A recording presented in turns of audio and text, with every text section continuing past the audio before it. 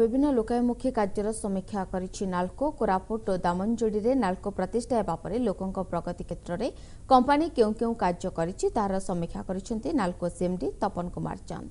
नाल्को द्वारा बक्साइट खनन परिमाण और एहार व्यवसाय रेकर्ड परिमाण वृद्धि पाइछि जहाँ अंचल अभिवृद्धि पई कार्य करिबारे कंपानी को सहयोग करिबो। आसंता 2022 सुधा नाल्कोर 1 न्यूटन टन क्षमता संपन्न विशोधन प्लांट प्रतिष्ठा हेबा द्वारा यह आहुरी सहज हेबो बोली से आशावादी अछंती।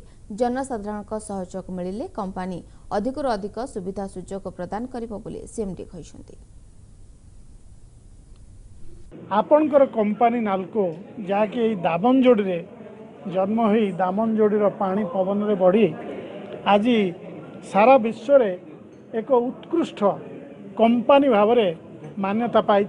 नाल्कोर जो 1 मिलियन टन न्यू रिफाइनरी सेटा को आम यथाशीघ्र तार कार्य पूरण संपूर्ण करने आम चेष्टा करुँ। 2022 सुधा तार उत्पादन आरंभ हो।